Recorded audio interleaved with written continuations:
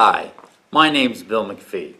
Today I'd like to explain to you the rationale or the reason of changing the name of schizophrenia to MacPhee Syndrome. A little bit about my background. I was diagnosed with schizophrenia in 1987 at the age of 24. I was hospitalized 6 different times. I lived in 3 different group homes and I had a suicide attempt. I was very, very ill. I spent 5 years on the couch dealing with negative symptoms, basically doing nothing and just really sitting there thinking of ways how I could commit a crime so I'd be in jail, or thinking of ways of how I could kill myself. That is not the case today. Today, I'm married, I have 3 children, and I have a good business. Now, what I've dealt with for the last 20 years is basically I've been publishing this magazine called SZ Magazine. It's a magazine on schizophrenia that's been helping people deal with the illness, and it's sort of been like a group, a support group on paper. We cover things like people who are doing well, and research and news and different issues, different feature stories. I've been doing that for 20 years, trying to educate the public. As well, I have a book that's called To Cry a Dry Tear, Bill MacPhee's Journey of Hope and Recovery with Schizophrenia. And basically, what I do is I've been trying to educate people about this. I've spent the last 20 years. However, I've come to the conclusion that because of the stigma of schizophrenia, which I call the Great Wall of Stigma, we need to have a change. We need a new movement. We need to change the name of schizophrenia. Now, I just want to give you a couple examples of stigma. For example, I can remember getting a letter from a lady who suffered from schizophrenia and who subscribed to our magazine, and she mentioned that she said at one time it came in a clear plastic bag. And she said, you know what, my landlady saw this magazine come to my house and she was evicted. The lady was evicted because a magazine came to her house talking about schizophrenia. You see how terrible that is? You see what that means? I can remember another example. I can remember sharing with people with the magazine, and they would put the magazine in the back of their car on the shelf at the back, and they got out of the car to go into a store or something like that. But just before they got out of the car, they went into the back seat and they flipped the cover of the magazine over, overturned it, so people wouldn't see the word schizophrenia. These are examples of stigma. Another example, I know a lady in the pharmaceutical industry whose relative was dealing with schizophrenia, but you know what? She was just so ashamed, even working in the field, to share her name, her situation, the story, and tried to keep it hush-hush. These are things that happen all the time, and for the last 20 years, I've been trying to educate people and break down the big wall of stigma. You know, I'm going to be blunt here and a little crude, but I want to give you an analogy of what the magazine is like when people see it. It's like when it arrives to your mailbox, how would you like a magazine coming to your house saying, herpes today, or sexually transmitted diseases?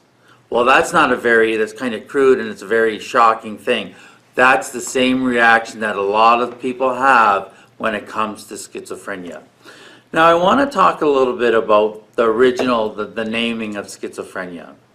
Way back, there was a psychiatrist called Eugene Buehler. And he was actually born, I believe, in the 1850s, and he died in 1939, I believe. But he coined the name schizophrenia. And when he coined it, the word schizophrenia actually means split mind. And that's where people get the idea of split personality or the Dr. Jekyll, Mr. Hyde kind of thing. Where in fact, schizophrenia actually means split from reality or psychosis. It's not split mind, it's split from reality or psychosis. That's showing that right from the day one when this illness was coined, it was coined wrong. It's a It's not a proper name. It's not what the illness is all about. We see media using this term schizophrenia out of context all the time. In whether it be in sports plays, whether it be in movies, whether it be in theater, it's just totally always misconceived. Now, what else the media does, the media also portrays people with schizophrenia as mass murderers, as villains, as evil, different things like that. And we have perfect examples of that today. For example, we're probably familiar with James Holmes, who was known as a Colorado movie shooter, or John Hinckley, who shot President Reagan, or Vince Lee, who decapitated a person on the bus in Manitoba. But the fact is, these sensational stories are basically rare occurrences. And people with schizophrenia are more likely to be a victim of crime than they are a criminal or the person who commits a crime. But the media blows this out of proportion, which contributes to the misunderstanding and the stigma of schizophrenia and mental illness. I want to repeat again, the last 20 years I've been trying to help people understand and educate them about schizophrenia. And now for the next 20 years, my goal is to change the name from schizophrenia to MacPhee Syndrome. Let's look at one of the reasons why I'm saying change the name of schizophrenia to MacPhee Syndrome. First of all, number one, I was a textbook case. I was hospitalized 6 different times. I lived in 3 different group homes, and I had a suicide attempt. I was on medication and stabilized. However, I went off my medication just like 80% of people will do. I had a suicide attempt just like 50% of people with schizophrenia will do. I suffered from paranoia, the positive symptoms, paranoia, delusions, hallucinations, hearing voices, thinking I could have people read my mind and I could read other people's mind. I dealt with negative symptoms. I've dealt with lack of motivation, the lack of energy, the emotional bluntness, the lack of joy, the lack of drive, the depression, and the stigma. I have explained and suffered from all of that, and therefore I truly believe that I know what I'm talking about, and for the last 20 years been educating people. And again, it's not as if I fell out of bed, hit my head, and came up with this rationale. The rationale and the truth is that I've been dealing within the trenches with illness as well as knowing other people in the field for 20 years. The second reason is that I've basically been stable for more than half of my life. And I've been a leader in my field, and I understand what it takes to recover from this illness and to have a good quality of life. And my definition of recovery is not meant for just people with schizophrenia or people with mental illness, but for people in everywhere, the whole society. And my definition of recovery is when you wouldn't want to be anybody else but who you are today. That's what recovery looks like, and that's what recovery is.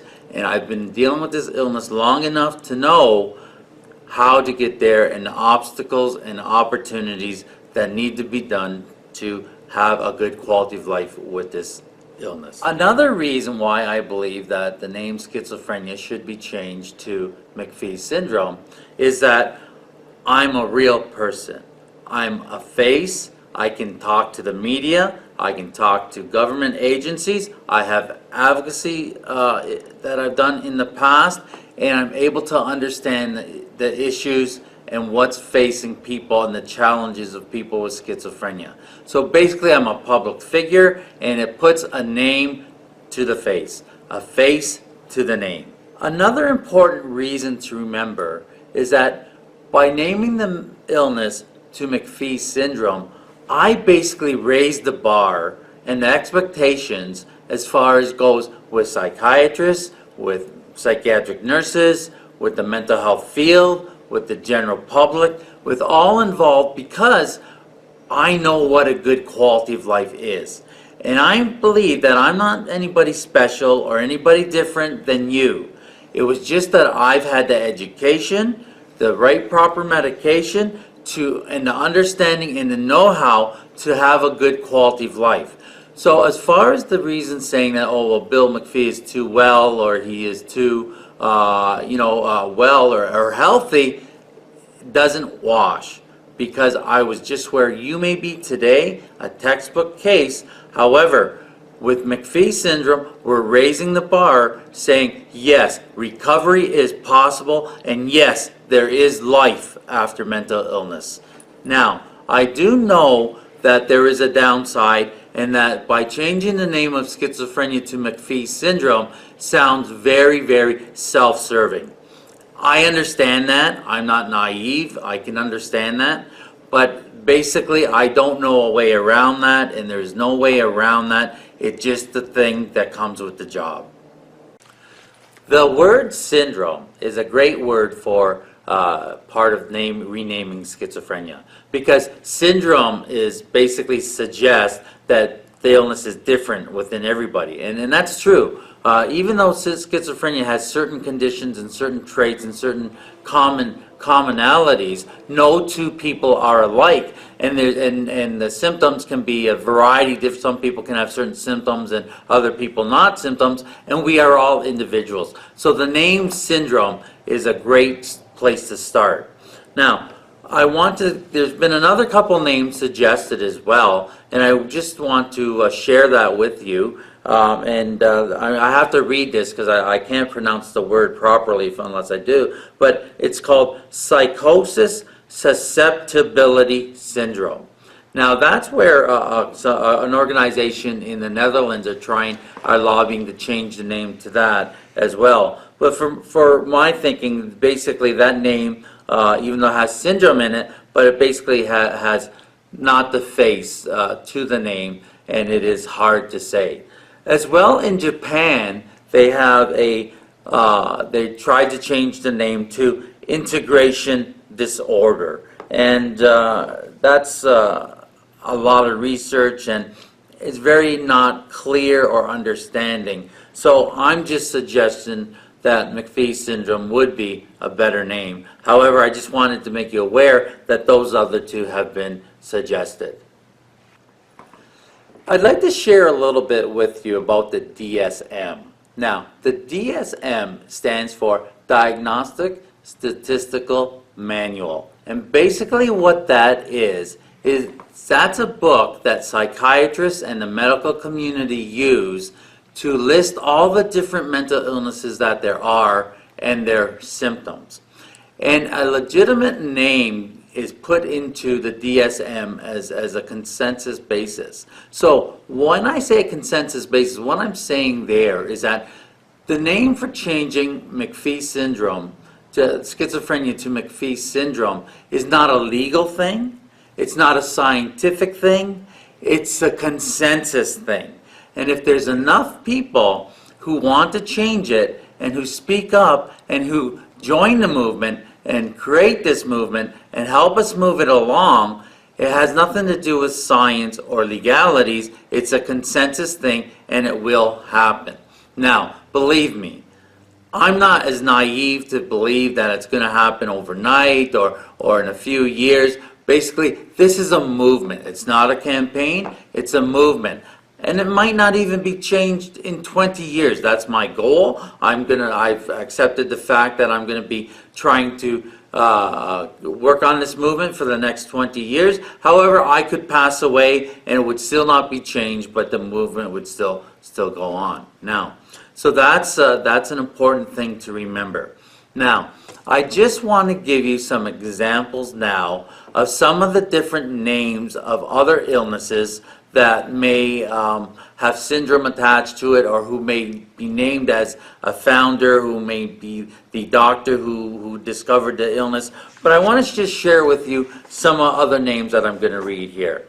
So there's Crohn's disease, that was named after a person. There's Parkinson's disease. There's Huntington's disease. There's Alzheimer's disease. There's Tourette syndrome.